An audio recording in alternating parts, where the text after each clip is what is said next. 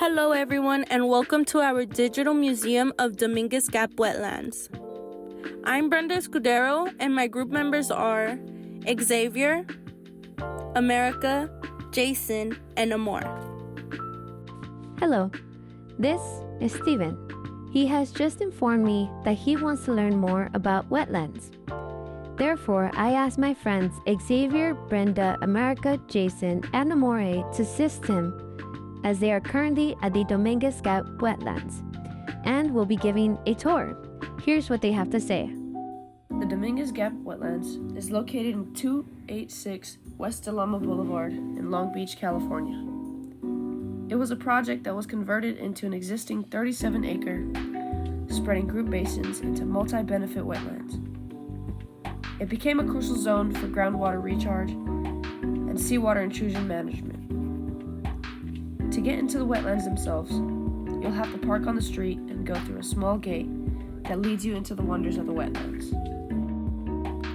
What are wetlands? A wetland is a distinct semi-aquatic ecosystem where ground covers are flooded or saturated in water, either permanently for years or decades or only seasonal. Flooding is an oxygen-poor process taking place, especially in the soils. Alright, let's look into the history of the Dominguez Gap Wetlands. It was originally a flood control basin to protect portions of Long Beach from flooding. The basin then was used as a spreading ground to replenish the groundwater during storms.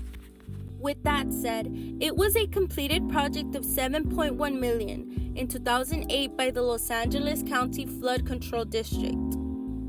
In order to return the wetlands to its natural state while maintaining the LA River flood control basins, as well as local urban runoff that goes through the basin to sustain year-round habitats for plants and native wildlife. It provides opportunities for public recreational amenities with equestrian trail, bike paths, and walkways. Amenities means something that helps to provide comfort, convenience, or enjoyment. The wetland has water quality improvement that is designed to filter stormwater runoff, removing pollutants before they enter the Los Angeles River and eventually the Pacific Ocean. Some animals that are present as well in the Gap Wetlands are geese, ducks, herons, and other species such as reptiles like turtles and lizards and mammals like squirrels and rabbits. Plants such as bulrush, cactus, and other emergent growth thrive in open water, creating resting and foraging habitat for migrant waterfowl.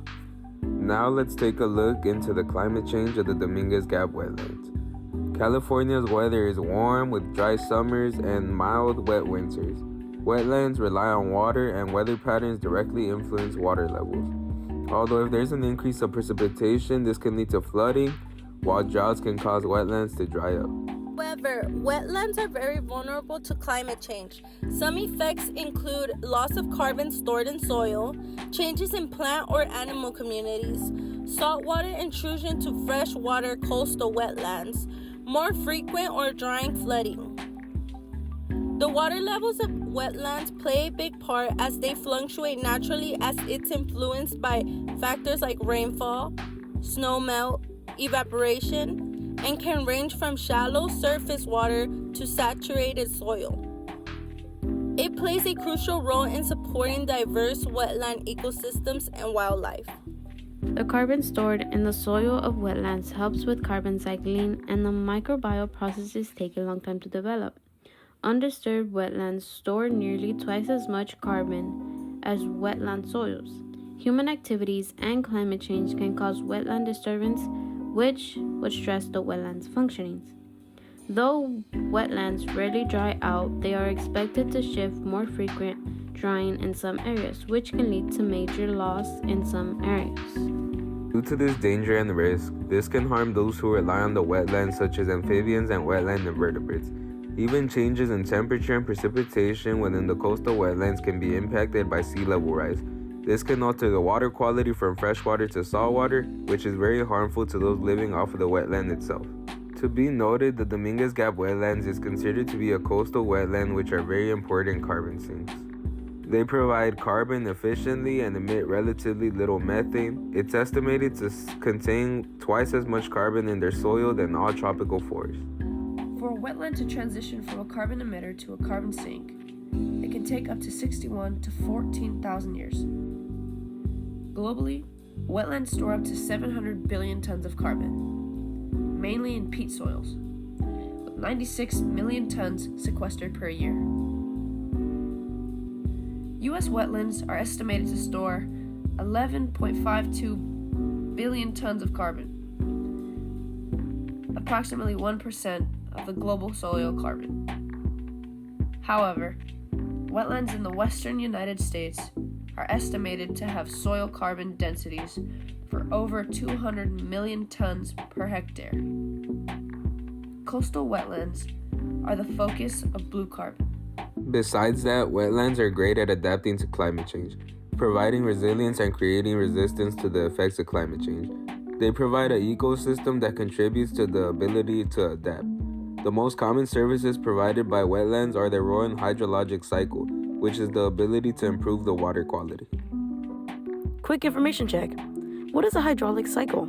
The hydraulic cycle, also known as the water cycle, is a continuous movement of water on, above, and below the surface of the earth. It involves the exchange of water between the atmosphere, land, and oceans. Thank you so much for helping me and Steven get a little insight on what wetlands are and why are they important. We have definitely learned something new today. Thank you everyone for listening in on our talk about the Dominguez Gap Wetlands, and it's just overall talk on what wetlands do and provide for our earth. Here is also the different websites we use.